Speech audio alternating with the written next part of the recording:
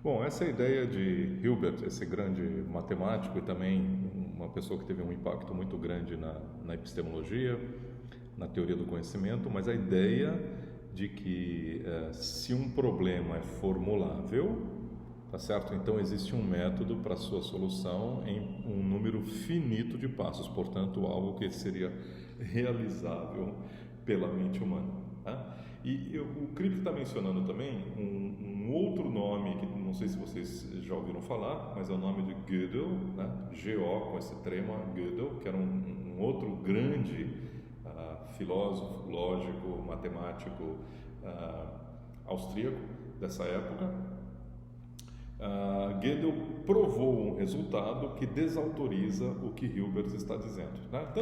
Tanto Hilbert quanto Gödel a gente está mencionando aqui apenas para efeitos da sua cultura geral. Né? Esse curso não tem a ver nem com o resultado de Gödel, nem com o resultado de Hilbert, mas como o Kripke está mencionando aqui, talvez você fique um pouco perdido na hora de ler, se você nunca ouviu falar desses nomes, nunca ouviu falar desses resultados, mas a ideia é o seguinte: Kripke está dizendo, olha só, existem verdades que são necessárias e que, no entanto, a gente, dado o nosso estado, dado o nosso intelecto, atualmente, a gente não consegue conhecer de maneira a priori. Tá?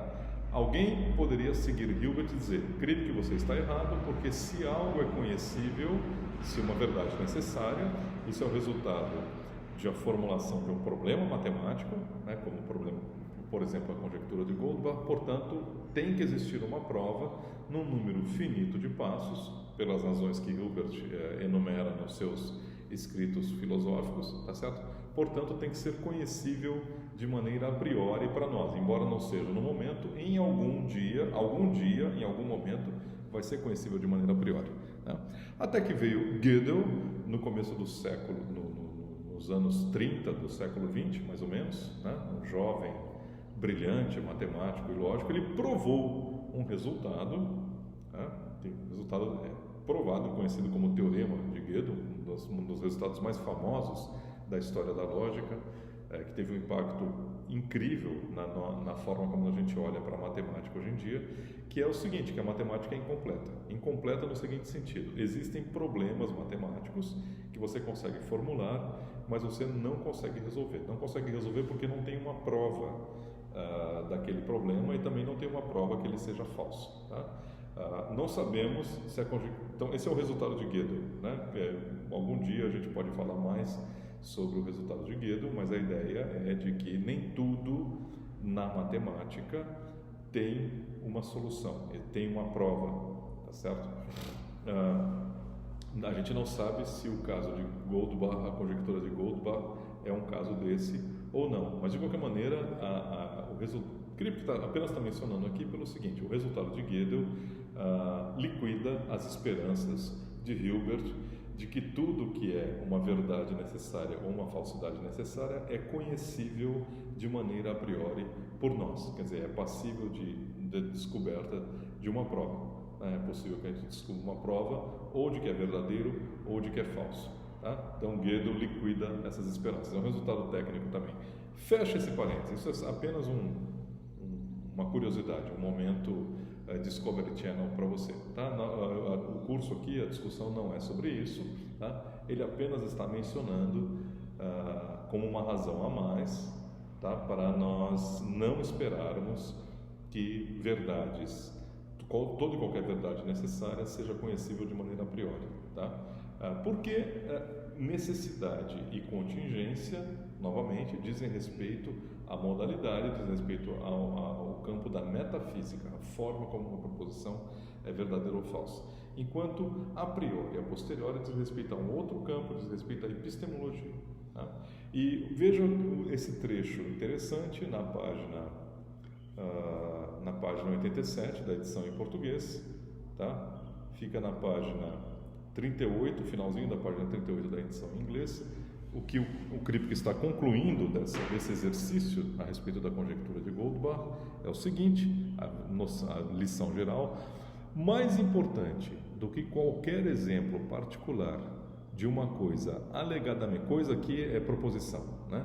Uma coisa alegadamente necessária e não a priori, ou de uma coisa a priori e não necessária, mais importante do que isso é vermos que as noções são noções diferentes, que não é trivial defender uma coisa, que não é trivial defender que uma coisa, porque é algo que talvez só possamos conhecer a posteriori, não é uma verdade necessária, né? A conjectura de Goldbach seria um exemplo disso. Só porque uma coisa é, num certo sentido, conhecida a priori, não é trivial que o que assim se conheça seja uma verdade necessária. Olha só, a conjectura de Goldbach era um exemplo de uma verdade necessária que nós não poderíamos conhecer a priori, né? Supondo, evidentemente, que um computador nos mostrasse que ela é verdadeira ou nos mostrasse que ela é falsa. Então, é uma verdade necessária que a gente não poderia conhecer de maneira a priori. Ele está mencionando aqui o contrário, ele está mencionando uma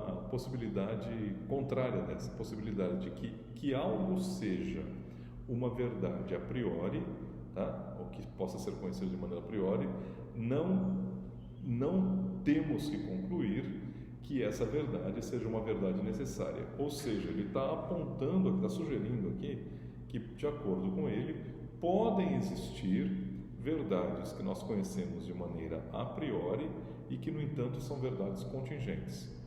Eu vou repetir, porque se você não se chocou, tá? Se você não ficou, não tomou um susto com isso que ele está dizendo, é porque você não entendeu ainda o que ele está dizendo, tá? Ele está dizendo que pode haver, quer dizer, talvez haja verdades que são a priori, conhecidas a priori, ou seja, independente da experiência. Você não precisa fazer experiência nenhuma para conhecer essas verdades. E que, no entanto, são verdades contingentes, ou seja, elas são verdades em virtude de como o mundo é. Tá?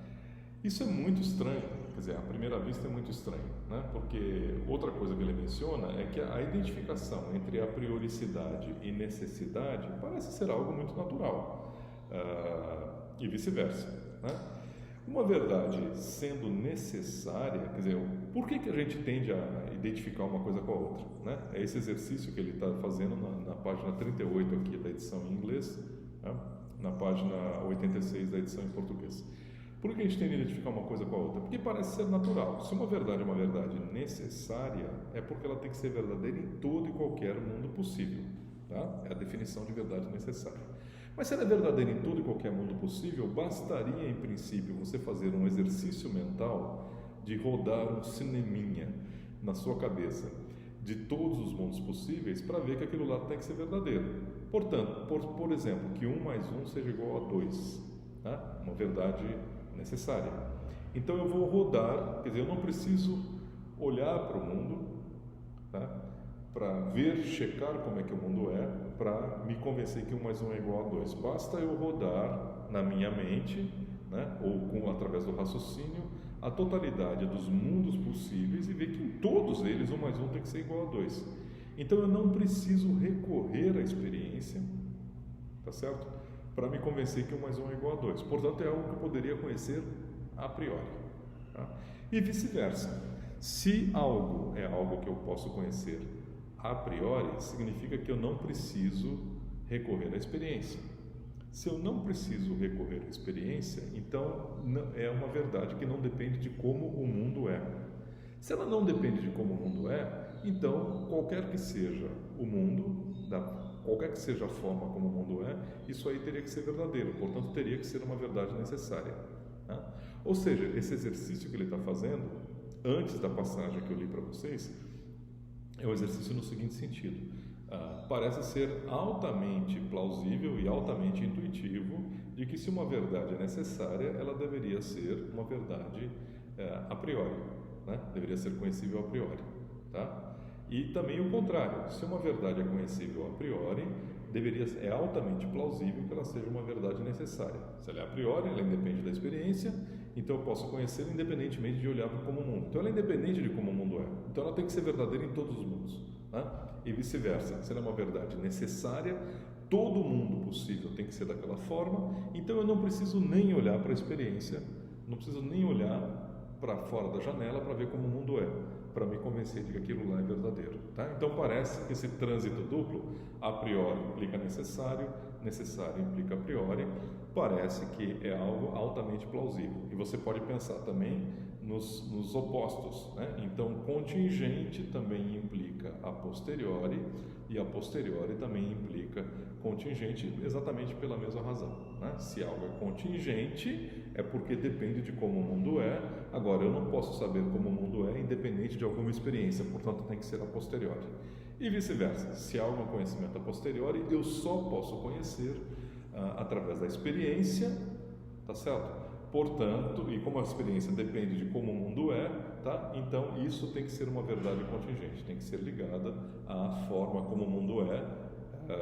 Então parece que o trânsito também vai para os dois lados, é uma via de mão dupla, né? E essa passagem que eu acabei de ler, Kripke está dizendo, olha, esse exercício, isso que parece intuitivamente plausível, na verdade não deveria ser intuitivamente plausível, porque a priori e a posteriori tem a ver com conhecimento, tem a ver com acesso da nossa mente a proposições, e necessário e contingente tem a ver com a metafísica, tem a ver com como as coisas são, tá? Mas não existe uma razão forte para esperar que tudo aquilo que seja necessário a gente possa conhecer de maneira a priori. A conjectura de Goldbach foi uma tentativa de dar um exemplo disso, né? Algo que é necessário que a gente não conhece a priori, não conseguimos conhecer a priori, dado o nosso intelecto finito, né?